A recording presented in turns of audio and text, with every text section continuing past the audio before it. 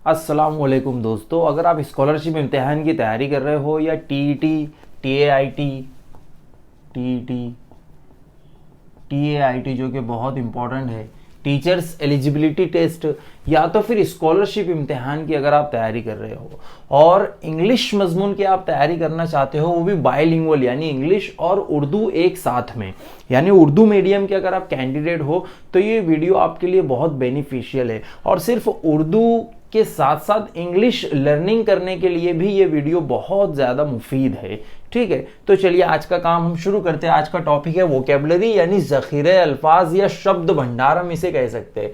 Contextual meaning of words यानी अल्फाज का कॉन्टेक्चुअल मतलब, या यूँ कहिए कि सियाक व सबाक के साथ उसका मतलब क्या है, यानी उसका पस मंज़र क्या है, उसका बैकग्राउंड क्या है। जो लफ्ज़ यहाँ पर इस्तेमाल हुआ है तो उसका पस मंज़र या उसका बैकग्राउंड क्या है। देखिए, होता यह है कि कुछ अल्फाज ऐसे होते हैं कि उनका लफ्ज़ी मतलब कुछ और निकलता है और उनका जो पस मंज़र होता है, जो कॉन्टेक्स्ट होता है, उसके लिहाज से उनका मतलब कुछ और निकल रहा होता है। राइट, तो यहाँ पर उसी तरह के अल्फाज हम देखेंगे। इससे पहले कि हम बाकायदा यहाँ पर 10 MCQ टाइप के क्वेश्चन सॉल्व करें, यानी मल्टीपल चॉइस क्वेश्चन, मैं चाहता हूं कि जो नए अल्फाज, जो न्यू वर्ड्स है, कुछ मुश्किल अल्फाज है, ये जो यहाँ पर आने वाले तो उसको एक मर्तबा हम देख लेते हैं। तो देखिए मेरे पास में ये तैयार है, मैं आपको पढ़ करके सुनाता हूँ। ये स्क्रीन पर भी लिखा हुआ आ रहा है, देखिए। तो हार्ड नट टू क्रैक, सबसे पहले हार्ड नट टू क्रैक, इसका मतलब होता है वेरी डिफिकल्ट टू सॉल्व, यानी जो हल करने में बहुत मुश्किल होता है। देखिए सबसे पहले नंबर पर वो लिखा है। ठीक है, सबसे पहले ऊपर writing contextual meaning of words लिखा है, यानी सियाक व सबाक के हवाले से अल्फाज का मफहूम। या अगला पिछला हिस्सा जो है, तो पहला जो वर्ड हमारे सामने आने वाला है वो यहाँ पर है a hard nut to crack, यानी वेरी डिफिकल्ट टू सॉल्व। ठीक है, उसके बाद रीजनेबल, रीजनेबल यानी माकूल, मुतवाजुन या फहमीदा या काबिल फहम, यानी रीजनेबल। हम कभी कभी दुकान में जाते हैं तो हम बोलते हैं यार ये जो चीज़ है ये बहुत ही रीजनेबल प्राइस में है, यानी ऐसी प्राइस है जो हम बर्दाश्त कर सकते हैं, काबिल बर्दाश्त, रीजनेबल, काबिल समझ, इस तरह से। To leave no stone unturned, ठीक है। तीसरा देखिए, यानी एक भी पत्थर जो है बगैर पलटाए नहीं छोड़ा। लफ्जी मतलब तो ये हो रहा है, लेकिन इसका सही जो तर्जुमा है, सही जो इसका मतलब है वो ये है कि to make all efforts to do a thing, यानी एक काम करने के लिए सारी कोशिशें करना। उसके बाद है to have an axe to grind, इसका मतलब होता है to have personal ends to fulfil, यानी यहाँ पर एंड्स का मतलब जो होता है, तो एंड का तो ऐसे मतलब खात्मा या ख़त्म होता है, ठीक है, लेकिन एंड का एक मतलब होता है मकसद, सबब या जवाज जो है। तो to have an axe to grind, यानी पर्सनल जो मकासद अगर किसी काम से जुड़ जाते हैं फिर हम उसको और ज़्यादा दिलचस्पी से करते हैं, ये उसका मतलब होता है। नेक्स्ट है फुलफिल करना, यानी पूरा करना, तकमील करना, निभाना उसको। उसके बाद आएगा एक लफ्ज़, यहीं पर ही है, सारे अल्फाज आने वाले हैं, स्पेक्टेटर्स। तो स्पेक्टेटर्स यानी तमाशबीन, दर्शक जिसे हम कहते हैं। To keep one's fingers crossed, यानी इस तरह से फिंगर्स को रखना। तो इसका मतलब ये होता है कि बहुत ही तवक्को और बेचैनी के साथ में इंतज़ार करना। स्नेल स्पेस यानी कछुए की चाल। ब्लू मून एक शब्द, एक लफ्ज़ यहाँ पर आने वाला है। तो ब्लू मून यानी a second full moon in a calendar month, यानी एक महीने में एक बार, यानी कभी कभी जब कोई काम होता है तो हम उसको ब्लू मून से तशबीह देते हैं। सेल्डम यानी कभी कभार, उसका यही मतलब होता है। उसके बाद में है स्टीयर, स्टीयर से बना है स्टीयरिंग, यानी जो गाड़ी की स्टीयरिंग होती है। तो स्टीयर करना यानी कि गाड़ी चलाना, हवाई जहाज को चलाना, इसे हम स्टीयर करना कहते हैं। और एक यहाँ पर मुहावरा बनकर आता है टू स्टीयर क्लियर ऑफ, यानी टू अवॉइड, यानी किसी चीज़ को नज़रअंदाज करना। मतलब एक दिशा में हम चल रहे थे और अचानक जो है दूसरे तरफ उसको मोड़ देना। रेड हैंडेड यानी ओपनली, जिसका उर्दू में मतलब होता है रंगे हाथों, red handed. To put across यानी कम्युनिकेट समथिंग सक्सेसफुली, यानी कामयाबी के साथ किसी मौजू पर बात करना या कामयाब हो जाना। टू पुट अक्रॉस इसके ये मफहूम होते हैं। मल्टीनेशनल यानी बैनुल अक़वामी। मिस्ड द बोट यानी नाकाम हो गए, फेल हो गए। स्पर यानी तरगीब, तहरीर या एड़। स्पर का मतलब होता है जिस तरह घोड़े पर बैठने के बाद उसको एड़ लगा दी जाती है, यानी वहां से फिर वो उसको चुभता है और फिर वो आगे भागना शुरू करता है। तो स्पर का एक मतलब ये होता है और एक मतलब ये होता है तरगीब देना, मोटिवेट करना। To spur means to motivate. उसके बाद यहीं पर एक कहावत आने वाली है, वंस स्पर, देखिए आप उसे देख सकते हो, यानी कि किसी का बहुत बड़े ओहदे पर फायज होना या कामयाब हो जाना। उसके बाद होता है अंडर द थम, यानी मुकम्मल तौर पर जो चीज़ हमारे इख्तियार में होती है तब उसे बोलते हैं दिस इज अंडर माई थम, ठीक है। टुक टू हर्ट, यानी दिल पर लगा लिया या दिल को लगा लिया। फेल्ट डीपली, किसी चीज़ को जो है दिल पे लगा लेना, यानी टुक टू हर्ट। उसके बाद है टूथ एंड नेल, ये आने वाला है, यानी विथ ऑल माइट, यानी पूरी कोशिश जब हम किसी काम में करते हैं तो उसको बोलते हैं टूथ एंड नेल। तो ये इस तरह के कुछ यहाँ पर मुहावरे भी है, कुछ अल्फाज तमसीली अल्फाज की तरह भी है, वो सब कुछ है। आइए ये सब समझने के बाद हम बाकायदा जो है MCQ यानी मल्टीपल चॉइस क्वेश्चंस को सॉल्व करना शुरू करते हैं। तो पहला क्वेश्चन देखिए, convincing him to accept the job is a hard nut to crack. अब कन्विंस करना यानी किसी को मनाना, एक्सेप्ट यानी कबूल करने के लिए, जॉब यानी नौकरी या काम, a hard nut to crack यानी एक ऐसा नट है, एक ऐसा सूखा फल है जिसे तोड़ना बहुत मुश्किल है। तो उसको जॉब के लिए मनाना इतना मुश्किल है जितना एक सख्त मेवे को या सूखे मेवे को तोड़ना। तो इसका ये हार्ड नट टू क्रैक का मतलब क्या होता है? वेरी कॉम्प्लिकेटेड टू सॉल्व, यानी जो हल करने में बहुत पेचीदा हो, कॉम्प्लिकेटेड मीन्स पेचीदा, या रीजनेबल टू सॉल्व यानी कि काबिल फहम या मुतवाजुन है या आसान है सॉल्व करने में मतलब, या तो फिर वेरी इजी टू सॉल्व यानी बहुत आसान है हल करने के लिए, या वेरी डिफिकल्ट टू सॉल्व यानी हल करने में बहुत मुश्किल है। तो आप तो समझ ही गए होंगे, convincing him to accept the job is a hard nut to crack यानी वेरी डिफिकल्ट टू सॉल्व, उसको काम करने पर आमादा करना बहुत मुश्किल है, बहुत ज्यादा मुश्किल है, यानी a hard nut to crack, very difficult to solve. I hope कि आपको क्वेश्चन नंबर 1 समझ में आया है। इसी तरह से हम 10 क्वेश्चंस को सॉल्व करेंगे, एक एक क्वेश्चन के साथ में एक्स्ट्रा इजाफी मालूमात भी लेते चलेंगे, और जो वोकैबुलरी है उसको भी हम इनरिच करते रहेंगे, उसको भी हम ग्रो करते चलेंगे, ताकि आने वाले एग्जाम्स चाहे वो TAIT हो, TET हो, CTET हो, स्कॉलरशिप हो, जो भी इम्तिहान हो जिसमें अंग्रेजी पर क्वेश्चंस पूछे जाते हैं, तो उसमें आप वोकैबुलरी इस टॉपिक पर आने वाले क्वेश्चंस को सॉल्व कर सको, ऐसी मेरी यहां पर कोशिश है। देखते हैं question number 2। Kashaf will leave no stone unturned to achieve her aim in the final exam. तो देखिए इसका सीधा मतलब यह है कि कशफ जो है ये फ्यूचर टेंस का सेंटेंस है, इसमें विल है, एक भी पत्थर को पलटाए बिना नहीं छोड़ेंगे। लीव नो स्टोन अनटर्न, इसका जो है लफ्जी मतलब ये हो रहा है कि एक भी पत्थर को वो हरकत दिए बिना या टर्न किए बिना, पलटाए बिना नहीं छोड़ने वाली है। किस लिए ऐसा वो करेगी? टू अचीव हर एम, अपने मकसद को पाने के लिए, हासिल करने के लिए। किस में? इन द फाइनल एग्जाम, फाइनल इम्तिहान में, सालाना इम्तिहान में। तो इसका ये लफ्जी मतलब हो रहा है। तो लीव नो स्टोन अनटर्न्ड इसका मतलब हमें यहां पर बताना है to make all efforts to do a thing, किसी काम को करने के लिए सारी कोशिशें करना, या only to do casual efforts, या कभी कभार कोशिश करना। देखिए कैजुअल एक लफ्ज होता है, इसी से बनता है कैजुअल वेयर, यानी हम ऐसे कपड़े जो हम कभी कभार पहनते हैं। तो कैजुअल यानी कि कभी कभार, वैसे कैजुअल के और भी 2-3 मतलब होते हैं, लेकिन यहां पर हम उसका कभी कभार ये मतलब लेंगे। उसके बाद ओनली वन एफर्ट यानी सिर्फ एक कोशिश, या नेवर ट्राई एनीथिंग या कभी भी कोई कोशिश नहीं करना। तो बहुत ही सिंपल हो जा रहा है ये। इसका मतलब ये होता है लीव नो स्टोन अनटर्न्ड यानी to make all efforts to do a thing, एक चीज करने के लिए सारी कोशिश कर देना, यानी to leave no stone unturned. Next, nowadays everywhere most of the people know how to have an axe to grind to achieve their objectives। आजकल दुनिया में तमाम लोगों को पता है कि अपने मकासद को किस तरह से हासिल किया जाए, और उसके लिए किस तरह से to have an axe to grind, to have an axe to grind यानी कि अब लफ्जी मतलब तो क्या हो रहा है, एक्स यानी कि कुल्हाड़ी, ठीक है। टू हैव एन एक्स यानी अपने साथ कुल्हाड़ी रखना, टू ग्राइंड यानी पीसने के लिए, कूटने के लिए, या उसके मदद से जो है जो भी हम काम करेंगे उसके लिए, ठीक है। तो अपने पास में कुल्हाड़ी को रखना किस लिए? अपने मकासद को हासिल करने के लिए। आजकल सभी को ये चीजें पता है, ठीक है, ये इसका लफ्जी मतलब है, लेकिन हमको यहाँ पर इसका कॉन्टेक्सचुअल मीनिंग बताना है, इसके पस मंजर के साथ में पूरे जुमले के लिहाज से इसका क्या मतलब हो रहा है।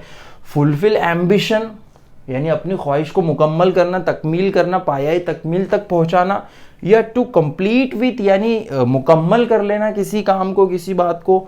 टारगेट द गोल या हदफ तय करना या मकसद तय करना, या to have personal ends to fulfil. देखिए जब मैं शुरू में पढ़ रहा था तो उसमें एंड ये लफ्ज आया था।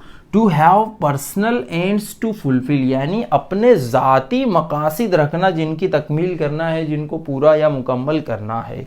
तो बहुत ही सिंपल है, तीसरे का जवाब 4 नंबर हो जाता है।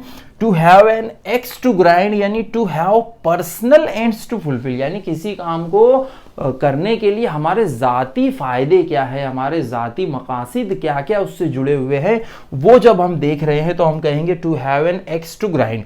यानी आजकल दुनिया में सभी को ये पता है कि किसी मकासिद को हासिल करने से हमारे पर्सनल फ़ायदे क्या क्या जुड़े हुए हैं, ये इसका मतलब हो रहा है, ठीक है। तो ये हो गया number 3। Next, in the final world cup match में बिटवीन इंडिया एंड श्रीलंका, जो इंडिया और श्रीलंका के दरमियान हुई है, all spectators in the Wankhede stadium में तमाम जो दर्शक थे, तमाम जो तमाशाई थे, तमाशबीन थे, केप्ट देयर फिंगर्स क्रॉस्ड, वो इस तरह से बैठे थे अपनी उंगलियों में उंगलियां डालकर। केप्ट देयर फिंगर्स क्रॉस्ड, लफ्जी मतलब तो ये हो रहा है कि उन्होंने अपनी उंगलियों को क्रॉस करके रखा है, एक दूसरे में डाल करके रखा है। इसका मतलब क्या है? टू वेट फॉर रिजल्ट यानी नतीजे का इंतजार करना, या to wait with expectation and anxiety यानी तवक्को और बेचैनी के साथ में इंतजार करना। एक्सपेक्टेशन यानी तवक्को, एंजाइटी यानी बेचैनी। तो ये इसका सही जवाब होना चाहिए। फिंगर्स अगर क्रॉस्ड है तो इसका मतलब होता है to wait with expectation and anxiety यानी बेचैनी और तवक्को के साथ, उम्मीद के साथ जब कोई इंतजार करता है तो हम कहते हैं केप्ट देयर फिंगर्स क्रॉस्ड, या to keep one's fingers crossed यानी किसी की जो फिंगर्स है वो क्रॉस करके रखना इस तरह से, यानी बहुत उम्मीद लगाकर, बहुत ही बेचैनी के साथ इंतजार करना। तो ये सही जवाब है। नेक्स्ट ऑप्शन क्या है?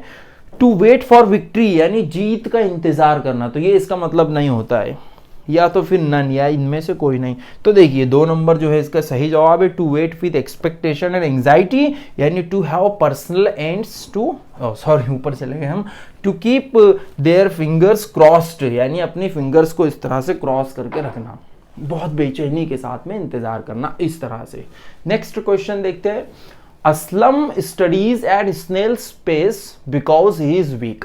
असलम कछुए की रफ्तार से, कछुए की चाल से पढ़ाई करता है क्योंकि वो कमजोर है। स्नेल स्पेस के नीचे अंडरलाइन है, खत कशीदा है वो, तो हमें इसी का मतलब बताना है। स्नेल का मतलब होता है घोंगा, लेकिन अगर मैं मुहावरों की जबान में इसका मतलब निकालूं तो वो निकलता है कछुए की चाल, कछुए की रफ्तार। और उसका मतलब अगर मैं निकालूं तो यानी धीरे धीरे, धीमे धीमे, जिस तरह से कछुआ चलता है।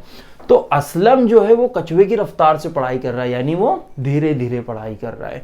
क्यों? बिकॉज ही इज वीक, क्योंकि वो कमजोर है, वीक है। देखिए वीक का मतलब होता है कमजोर, और एक होता है WEE वीक यानी हफ्ता। तो ये इसमें कंफ्यूजन ना हो इसलिए मैंने एक्स्ट्रा मालूमात आपको दे दिया।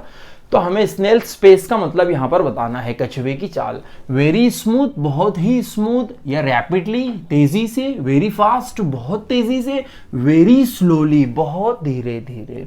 तो चौथा ऑप्शन इसका सही होना चाहिए।